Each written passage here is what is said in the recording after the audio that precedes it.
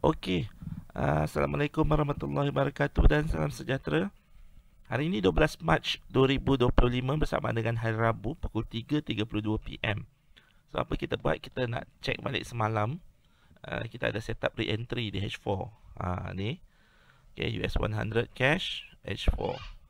Dan kita tengok ni semalam Ini yang dah berlaku lah, tapi semalam dia sampai ke sini saja. So apa berlaku? Ada CSM dan dia naik atas. Dan dia nak masuk. Dia nak bagi peluang untuk entry. So ketika kita tengok tu dia sekitar area macam ni lah, 82 lebih kurang. So time frame pertama adalah H4, time frame kedua adalah H1. Apa kita nak kat H1? Okay, dia buat setup petang dan dia buat sideway ya. So satu lagi kita time frame pertama H4, time frame kedua H1, time frame ketiga adalah M15. So satu benda yang kita boleh pergi lagi adalah kita boleh pergi ke M15. Dan di M15 kita nak cari apa? Ini sideway tuan-tuan. Ini sideway. Di M15 kita nak cari apa? M15 kita nak cari sama ada berlaku ekstrim dan kita akan enter, ataupun candlestick arah kukuh, kita akan enter M15.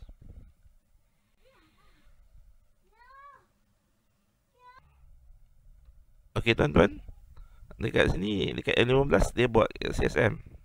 Okay, tapi dia tak ada buat ekstrim sebab garisan ni tak keluar kan, so dia tak ada ekstrim. So apa kita tunggu? Kalau tak ada ekstrim, kita akan masuk pada candlestick arah kukuh. Mana kat sini berlakunya candlestick arah kukuh. Dan candlestick arah kukuh ni kita enter menggunakan fix stop loss. Okey, menggunakan fix stop loss. Di mana kita ambil stop loss ni yang tertinggi kat sini lah. Ada yang tertinggi kat sini. Okey, kita ambil point yang tertinggi dengan kat mana candlestick arah kukuh tu close. So kita masuk kat sini, kita letak stop loss lebih kurang 20% daripada kat sini. Ni kelemahan sistem ni lah. Kelemahan sistem ni adalah kita ada pakai fix stop loss dan kita selalu terkena dengan kita kata noise lah. Itu yang tak berapa cantiknya. Cuma kelebihannya adalah kita boleh tinggalkan, which is satu kelebihan yang sangat besar bagi saya. Kita boleh set and tinggalkan. Kalau tak, kita kena duduk dalam depan monitor dan kita kena menatap benda tu. Lepas tu kita kena main dengan emosi. Alamak, aku nak tutup ke, aku nak hold ke, nak apa semua. Macam ni tak apa. Ini kita masuk, kita set alarm, kita set dia punya ni, notification, stop loss, TP1, dah. Alright. So based on ni, kalau kita tengok kita dah enter kat sini tadi, kita bersorang sikit. Okay, ni candlestick arah kukuh. Ni boleh buang lah. Boleh buang. Candlestick arah kukuh kat sini tadi. So kita dah enter kat sini. Oh ni kat sini salah. Alright, ini ke sini. So ini adalah stop loss, ini adalah TP. Kalau 1/2 lah. Kalau kita ambil 1/3, TP kat sini. Alright. Sebab dia M15 kan. M15 spread biasanya tak besar sangat. So kat sini memang cun lah. So kita tengok apa jadi. So market retrace. Okay. Mana dia turun? Boom. Oh, hijau. Dah senyum lah. Main kat sini. Okay, time ni 8.30 Okay.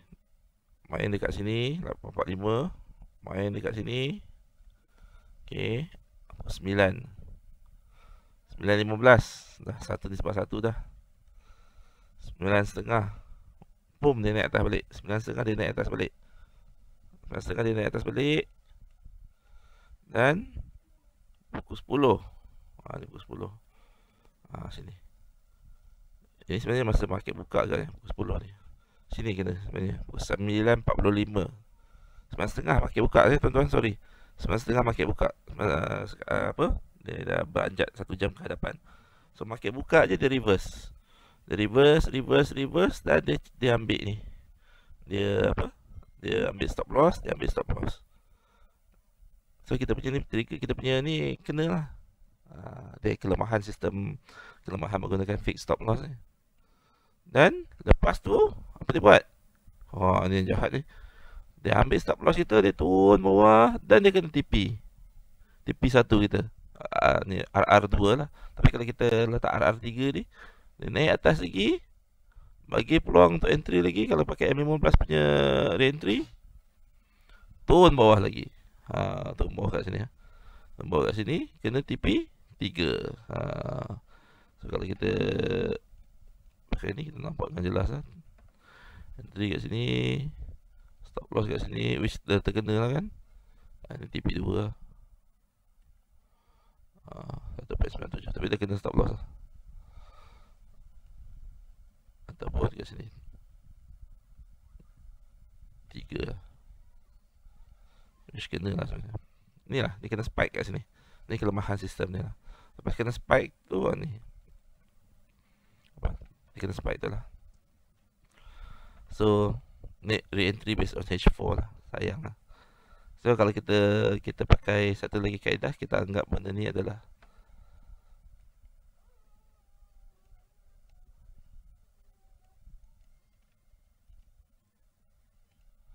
okey. Kalau kita tengok tadi, macam saya ulang tadi kita kenalah untuk sini, sebab entry kita pada time frame ketiga kan. So memang kita kena spike ni kat sini lah. H4 cantik. Dia buat long entry and then dia turun bawah. Tapi sebelum dia nak turun bawah tu, dia bagi dulu kita kat sini. Okay, tak apalah. Ada setup kita kena, ada setup tak kena. Okay, tapi saya nak menarik perhatian tuan-tuan pada US30, pair US30. Pair US30. Alright. Ni teks malam kan, US30. Sama juga. Pada hari semalam dia bagi kita peluang untuk entry. Nampak tak? Kat sini kan CSM, kat sini dia bagi peluang untuk entry. Kat sini. Sekejap saya tukar ni. Alright. Saya tukar ni biru. Okay. Alright. So sini ada peluang untuk entry. Tapi awal sikit lah. So kalau kita gunakan konsep yang sama, time frame pertama adalah pada H4, time frame kedua adalah H1. Mana kita tengok dia serang, dia attack pada mid BB lah, which is di sini. Nampak tak? Dia serang dari kecil. So macam mana nak entry? Kita pergi time frame ketiga M15, kita cari apa?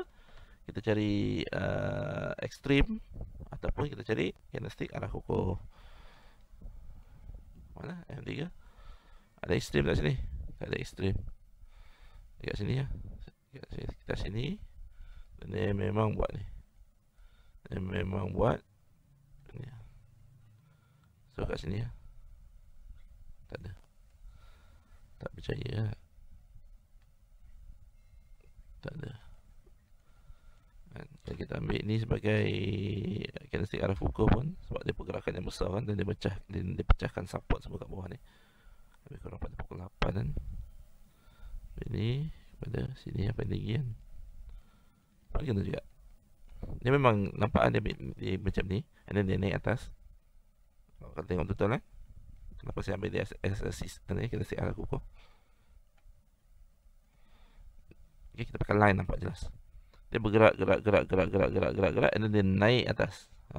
Dia buat CSM. So ini ada cerita lain lah. Belakang sini kita tak kira lah. Lepas dia buat CSM kat sini, ni saya buang kacau.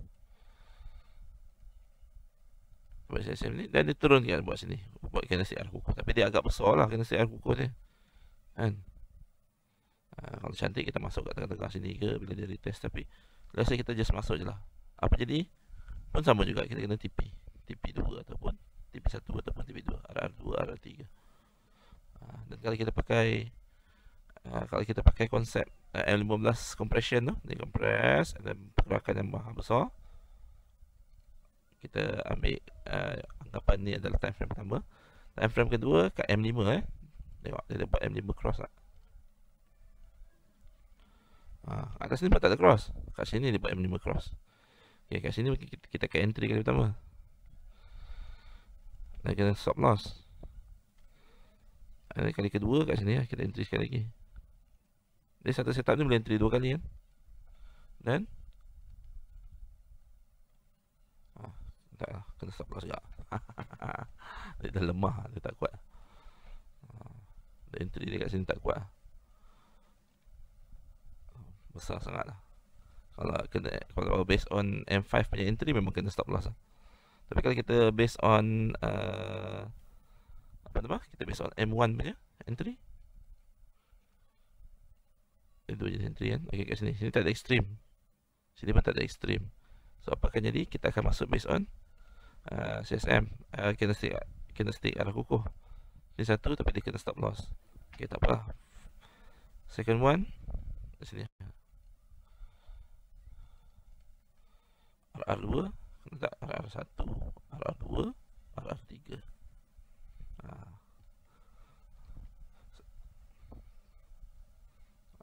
Kena TP ya. Okey. Ini adalah apa?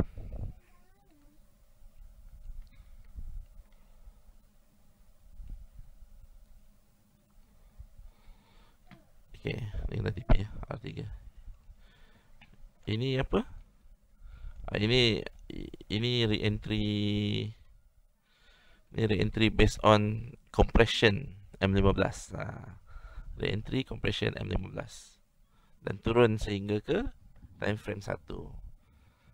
Okay, which is nampak lebih jelas lah. Compression dan turun bawah. Okay, tadi saya pergi ke US 500. Sekejap kita pergi US 500. Okay, ni US 500 US 500 tengok dekat H4. H4 pun sama juga, ada re-entry. Re-entry dan dekat sini, sekitar kawasan sini ada re-entry. Okay. Kalau kita pakai re-entry H4, pergi time frame pertama, okay, dia dah ada dekat yang sini. Kita time frame kedua 15. Sekejap kita tanda dulu. Kita dah sampai sini kan. Kita pergi ke 15 dan kita cari apa? Extreme ataupun candlestick arah kukuh, which dalam this case kita masuk dan terkena boom, stop loss. Lalu kita masuk lagi, kita masuk kali kedua lagi. Ya, kita ambil. Dia dah break ni kan. Kita anggap benda ni jadi support. Okay, dan ni di close bawah lah ini.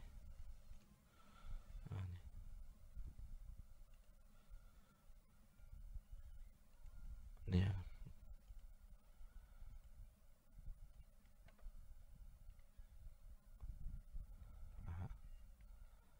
Dan dia close bawah lah ini.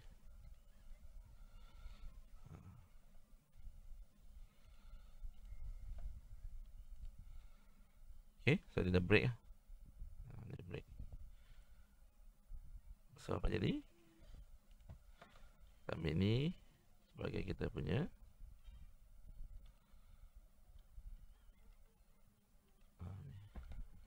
so pun kena juga satu ni sebelah 2 RR2 TP. Okay, tapi kalau kita entry based on compression je lah, M15 compression ni adalah compression M15 kan. M15 compression dan dia turun bawah sini. So dekat area sini lah, pada area sini kita tengok M5 dia buat apa. Ini dia cross. Yang pertama ni dia cross. So yang pertama ni dia cross. Kalau kita entry based on M5 sahaja ya, M5 sahaja, kena TP juga lah. Cuma betul lah. Tengok dia naik atas, dia tak kena. Turun bawah, kena TP. Minimum 2 lah kan. So kena, kalau kita trade kat US 500, kita profit. Kita trade dekat US 30, kena stop loss. NAS 100 pun, pilihan kita pun kena stop loss. Okay, ni kalau ini kita tengok ni yang US 500 ni. Kalau kita pergi ke M1 pula apa jadi? M1 kan? Kenapa kita pergi M1? Okay, M1. Ni M1 ada ekstrim tak? Tak ada ekstrim. Banyak tak ada ekstrim kat sini. Banyak tak ada ekstrim. Sebab apa? Kalau tak ada ekstrim, tak ada ekstrim kita pandai pakai ni lah. Kesah kena setiap arah kukuh. Kena ni kena. Aduh, kacau lah. Boom. Pukul apa ni? Pukul 10. Market baru buka 11.30.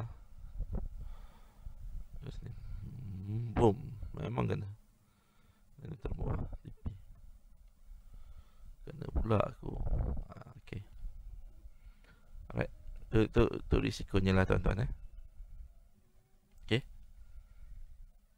Ya, okey, saya ulang balik Apa jadi?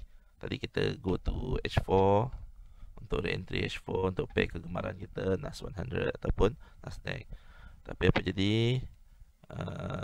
Dia spike dulu. Dia spike ke atas dulu. Kena kat sini dulu, baru dia turun ke TP kita. TP RR2 ataupun RR3.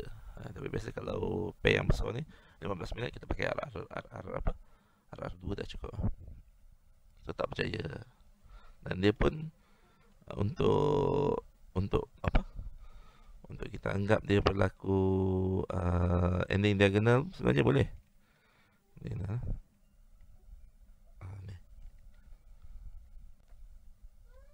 Ending diagonal. So sini adalah apabila dia break. Ini dia di atas untuk retest. Semua break. Retest. Semua. So sebenarnya dia ada dua tempat untuk kita entry sell semalam. Sini dan sini. Okay. Ni kalau kita pakai compression M15 compression kita tengok apa jadi. Mana tadi kat sini kan? Mana kat sini ataupun dengan kat sini. Lebih kurang pukul 23. So kalau pakai M15 compression, pom dia terbawah. So kita pergi M5, kita tengok apa kat M5? Kita tengok dia pergi ke mid BB. Tak nampak lah tuan. Tak dapatkan line lah senang. Dapatkan line. Jadi kita tengok M5, price dah sampai mid BB belum? Kita dah sampai mid BB. So apa kat sini kita cari? Kita cari extreme. Extreme. Tak ada extreme kat sini. Kita turun time frame ketiga, extreme. Ada tak extreme? Kalau tak ada extreme, kita cari pada saat ni extreme. Ni extreme. Pergi kat sini extreme. Kita enter. Sampai extreme ni dia open stop loss ini dia open stop loss kalau extreme. Dia masuk sini, and then dah candle lawan. Ni dah extreme belum? Ni extreme. Masuk sini. Ini belum kan? Ni. Ni extreme, ni candle lawan. So apa kita buat? Kita masuk sini. Masuk sell sini. Dia turun bawah. Boom, ni candlestick momentum. Kat sini kita kena cut lah. Cut. Kena cut. Cut. Turun bawah kat sini. Baru kita masuk balik. Candlestick arah kukuh. Ni entry kita sebenarnya.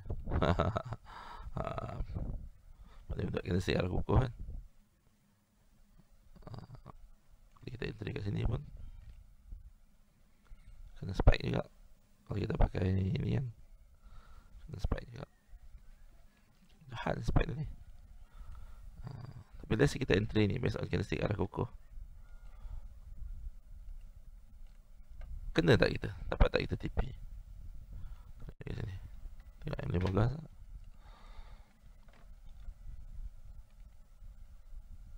Oh, tak kena. Besar sangat. Range dia besar sangat. Kita entry pun tak kena.